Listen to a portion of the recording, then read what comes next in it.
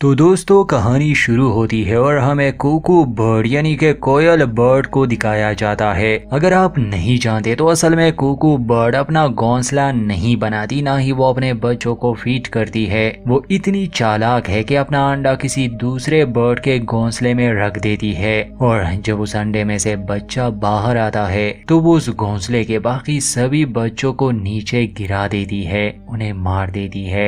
Mother bird को इसके बारे में कोई आइडिया नहीं होता और वो उस कुकू बर्ड को पीट करती रहती है और एक टाइम पर वो उस मदर बर्ड से भी बड़ा हो जाता है। कुकू बर्ड कभी भी अपने अंडों को खुद प्रोटेक्ट नहीं करती बल्कि दूसरों के घोंसलों में रख देती है और ये इनका नेचर है जो काफी अजीब सा और डिस्टर्बिंग सा लगता है, मगर यही रियलिटी है। और मूवी में इसका जिक्र क्यों है इसके बारे में हमें एंड में समझ आएगा। इसके बाद हमें एक कपल एमा और टॉम को दिखाया जाता है जो कि एक घर की तलाश में थे और इसलिए वो एक रियल एस्टेट एजेंट के पास जाते हैं जिसका नाम मार्टिन था और इस कंपनी का नाम था योंडा। मार्टिन थोड़ा सा अजीब था, थोड़ा नहीं बल्कि बहुत अजीब था। उसकी बात है उसका बिहेवियर जिससे एमा और टॉम भी अच्छा फील नहीं करते, लेकिन वो इस बात को इग्नोर करते हैं और मार्टिन उन्हें घर दिखाने के लिए योंडा सोसाइटी में ले जाता है। अजीब था, वहाँ कोई भी नहीं था, शायद घर नए थे और इन्होंने अभी अभी बुकिंग स्टार्ट की थी।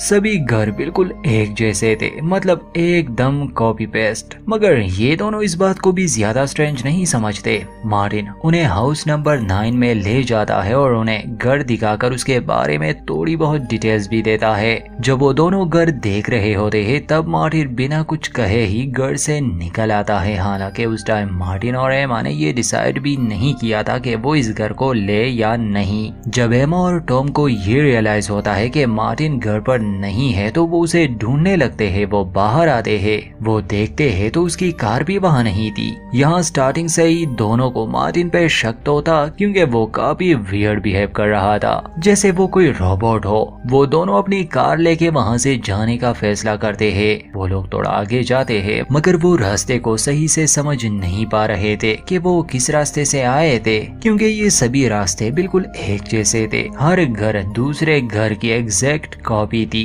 ऐसा लग रहा था जैसे ये दोनों किसी कंप्यूटर सिमुलेशन में फंस गए हो। और कुछ दूर जाने के बाद दोनों फिर से हाउस नंबर 9 के सामने पहुंच जाते हैं। मार्टिन को तो यही लग रहा था कि वो गोल गोल घूम रहे हैं, तो इस बार खुद मार्टिन ड्राइव करता है और दूसरा रूट ले लेता है, मगर कोई फायदा नहीं। चाहे वो कई दिन भी एक डायरेक्शन में सफर करे, वो यहाँ से नहीं निकल पा रहे थे और बार बार वो हाउस नंबर 9 के सामने ही आ जाते। अब दोनों का भी घबरा जाते हैं, वो पैदल भी जाते हैं, कई रास्तों को चेक करते हैं, काफी घरों में वो और लोगों को ढूंढने की कोशिश करते हैं, मदद के लिए आवाज देते हैं, मगर कोई फायदा नहीं। एक तो ये दोनों इस जगह पर ट्रैप हो गए थे और दूसरी बात ये दोनों चाहे कुछ भी करे यहाँ से निकलने का रास्ता इन्हें नहीं मिलने वाला। वो घूम फिर कर हाउस नंबर 9 के पास ही आ जाते थे जैसे कि दोनों एक ही लूप में फंस चुके हो। ये किसी बुरे सपने की तरह था। अब तो उनकी कार का फ्यूल भी खत्म हो चुका था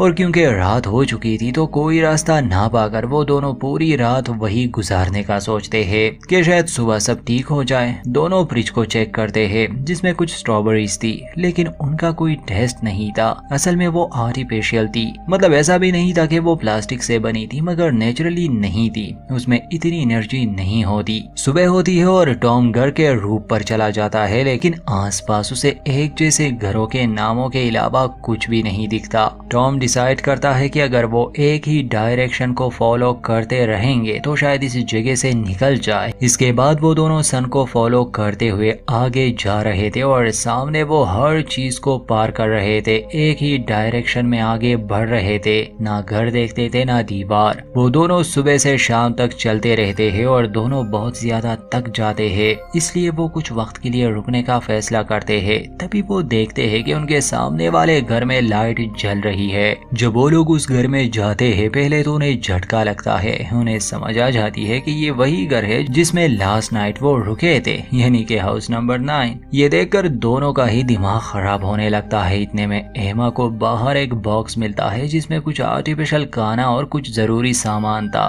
टॉम गुस्सा होकर सामान को घर के अंदर ले जाता है और उस घर को आग लगा देता है क्योंकि यही बेस्ट आइडिया था। शायद फायर ब्रिगेड वाले आए, पुलिस या फिर इस जगह के ऑनर्स। अब दोनों बाहर बैठे थे और वेट कर रहे थे कि शायद इस धुएं से किसी को पता चल जाए और वो उन्हें बचाने आए। उस रात वो दोनों बाहर ही सो जाते हैं। सुबह जब वो लोग नींद से जागते हैं तो देखते हैं कि घर के सामने एक और बॉक्स पड़ा होता है जिसमें एक बच्चा था। बच्चे के साथ एक नोट भी था जिसमें लिखा हुआ था कि raise the child and be released, यानी कि बच्चे को पाल के बड़ा करो और तुम्हें रिलीज कर दिया जाएगा। वो दोनों ये भी देखते हैं कि जिस घर को टॉम ने पूरी तरह से जला दिया था वो पूरी तरह से ठीक है, मतलब ये कोई आम जगह तो है नहीं, और आग वाला आइडिया भी फ्लॉप हुआ। इसके बाद वो लोग समझ गए कि वो लोग बहुत बुरी तरह से इस अजीब जगह में फंस चुके हैं, जिससे निकलने का सिर्फ एक ही रास्ता है कि वो उस बच्चे को बड़ा करे, मतलब उम्मीद यही थी। इस सब के बाद वो दोनों वहां रहने का डिसाइड करते हैं।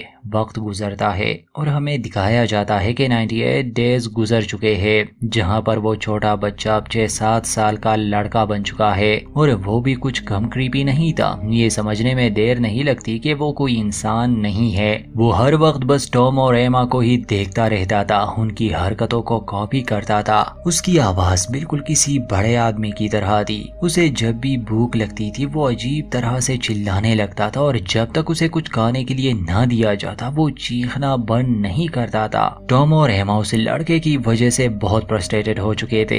इसके अलावा उनको जो खाना दिया जाता था उसमें बिल्कुल भी कोई टेस्ट नहीं था। ऐसा खाना था जो इंसान को एनर्जी कम और उसे वीक ज्यादा करता था। इस वजह से उनकी हेल्थ भी काफी खराब हो चुकी थी। एक दिन जब टॉम स्मोक कर रहा था तो उसे पता चलता है कि ग्रास के नीचे मिट्टी है। अब टॉम उसे खोदने लगा। एमा कुछ देर उसकी हेल्प करती है लेकिन फिर वो थक जाती है और कहती है कि इसका भी कोई फायदा नहीं है टॉम। लेकिन टॉम उसकी बात नहीं मानता और वो खोदता ही रहता है। वो उसे दिन भर खोदता है लेकिन उसे वहां से कुछ भी नहीं मिलता, जिसके बाद वो रात में थका हुआ वापस घर आ जाता है। अगले दिन टॉम फिर से उस जगह को खोदने जाता है जबकि एमा घर के अंदर ही रहती है और वो बच्चा दिन भर टीवी पर अजीब सी चीजें देखता रहता है। ऐसी फुटेज थी जो इंसानों के लिए तो बेमतलब थी, इल्यूजन जैसी, पर उस बच्चे के लिए वो कोई खास ट्रेनिंग थी। एक दिन जब वो बच्चा खाने के लिए चिल्ला रहा था तो टॉम उस पर बहुत गुस्सा करता है और वो उसे खाना नहीं देता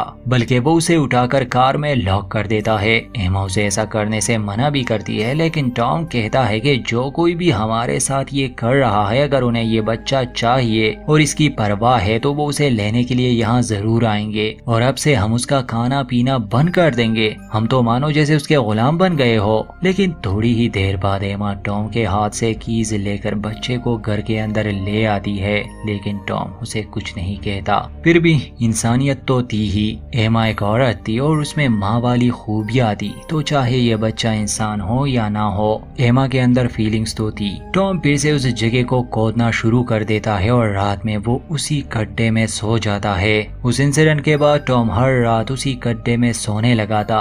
एमा और वो बच्चा साथ टाइम स्पेंड करने लगे थे क्योंकि एमा और टॉम मेंटली वीक हो चुके थे। एक दिन सुबह वो बच्चा घर से बाहर निकल जाता है। एमा उसे ढूंढने की कोशिश करती है लेकिन थोड़े टाइम बाद वो एक बुक लेकर वापस आ जाता है। एमा उस बुक को देखने लगती है। वो देखती है कि ये बुक एक डिफरेंट लैंग्वेज में लिखी गई है और उसमें कुछ ड्राइंग्स भी थे। उसमें से कुछ ड्राइंग्स उसने टीवी पर भी देखे थे और कुछ में इंसानों के गले के ड्राइंग्स थे जो कि काफी अजीब थी। उस रात भी टॉम उसी गड्ढे में सो जाता है और वो बच्चा टीवी स्क्रीन पर अब मूविंग पैटर्न्स को देख रहा होता है। हेमा उससे पूछती है कि ये बुक उसे किसने दी, क्या आज वो किसी से मिला था? तब वो बच्चा कहता है कि इस बारे में वो किसी को भी बताने के लिए अलाउ नहीं है। अब हेमा बात उगलवाने के लिए उसके साथ एक गेम खेलती है जिसमें उसे किसी भी चीज की नकल उतारनी थी। वो पहले एमा की नकल उतारता है, फिर टॉम की। लास्ट में एमा उसे उस पर्सन की कॉपी करने को कहती है जिसने उसे ये बुक दी थी।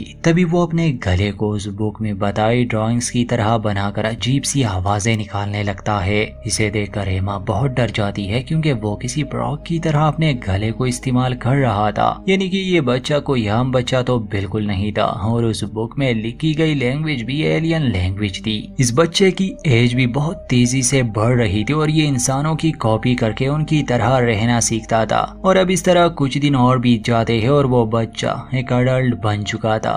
टॉम और एमा भी अब काफी वीक हो चुके थे। टॉम की बॉडी पर कुछ मार्क्स भी दिखाई देते हैं, जिससे हमें पता चलता है कि टॉम और उस बच्चे के बीच कुछ हाथापाई भी हुई थी, जिससे टॉम बुरी तरह जख्मी हुआ था। वो दोनों अभी से काफी डरने भी लगे थे। ये हम इस बात से जान पाते हैं कि जब एमा टॉम को बताती है कि क्यों एमा ने टॉम को उस बच्चे को मारने से रोका था जब वो छोटा था। वो लड़का हर दिन वो बुक लेकर कहीं चला जाता था, मगर एमा चाहकर भी उसे ढूंढ नहीं पाती थी। एक दिन एमा उसके पीछे जाती है, लेकिन वो आधे रास्ते में ही गायब हो जाता है। वही दूसरी तरफ टॉम जब उस गड्ढे को खोद रहा था, उसे उसमें एक लाश मिलती है, जिसे देखकर वो बुरी तरह डर जाता है। एमा जब घर आती है, टॉम की हालत बहुत खराब थी। एमा उस लड़के से उनकी हेल्प करने को कहती है, लेकिन वो एमा और टॉम को घर के अंदर तक नहीं आने देता।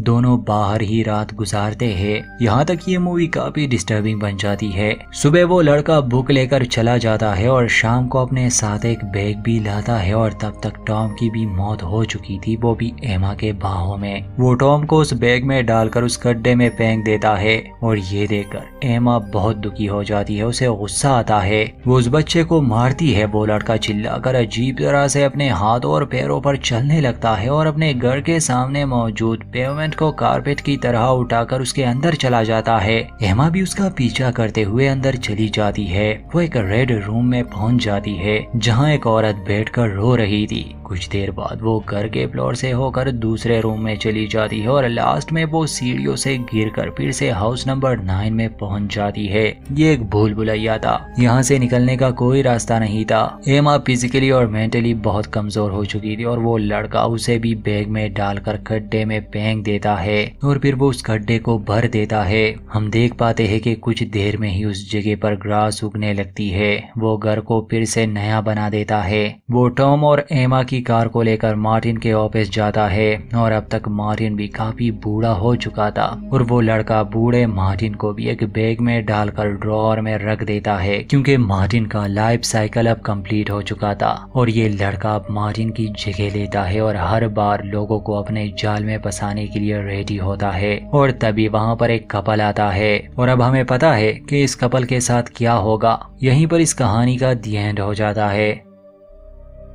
तो इतना तो आप समझ ही गए होंगे कि ये एलियंस है, जिन्होंने शायद अर्थ पर ये सोसाइटी क्रिएट की और लोगों को लो कॉस्ट घरों की लालच देकर इस सोसाइटी में ट्रैप कर देते हैं, ताकि वो एलियन स्पीशीज को पाल कर बड़ा कर सके। अब यहाँ कॉयल बर्ड की एग्जाम्पल भी क्लियर हो जाती है कि जिस तरह कुकू बर्ड अपने बच्चों को दूसरों के घोंसलों में पालने के लिए रख देती है, वैसे ही एलियंस अपने बच्चों को पालने के लिए इंसानों को कैद करते हैं। और जब वो एलियन बेबी बड़ा हो जाता है, वो अपने ही पालने वालों को मारकर वहां से निकल जाता है, ताकि वो नए इंसानों को अपना शिकार बना सके। और इस तरह ये प्रोसेस चलता रहता है। अब शायद यहाँ सिर्फ ये एक ही एक्सपेरिमेंट नहीं चल रहा था, क्योंकि जब एमा अंडरग्राउंड गई थी, वहाँ भी काफी लोग थे और काफी बच्चे। शायद हर बच्चा अलग अलग काम के लिए बड़ा किया जाता था। वैसे भी इस मूवी की कोई एग्जैक्ट मीनिंग तो मिली नहीं, बस ये एक ऐसी माइंड बेंडिंग साई-फाई है जिसे देखने में ही मजा आता है। एमा और टॉम की तरह न जाने कितने लोग इसमें फंस चुके होंगे और निकलने का कोई रास्ता नहीं, क्योंकि एलियंस को पता है कि इंसानी नेचर क्या है। उन्हें पहले से ही मालूम था कि इंसान इस बच्चे को पालेंगे, इस उम्मीद में कि उन्हें आजाद कर दिया जाएगा, पर ऐसा कभी नहीं होता। और बात करें उस जगह की, तो हो सकता है वो कोई एलियन स्पेसशिप हो और वो बार बार मैनिपुलेट होता हो, या फिर ये एलियन इंसान को ही ये विजन्स दिखा रहे हो। इतना तो साफ था कि वो अर्थ नहीं थी, जमीन से लेकर आसमान तक सब कुछ आर्टिफिशियल था। उम्मीद करते हैं ये कहानी आपको पसंद आई होगी, तो लाइक करना ना भूले, और अगर अभी तक चैनल को सब्सक्राइब नहीं किया तो प्लीज कर दे।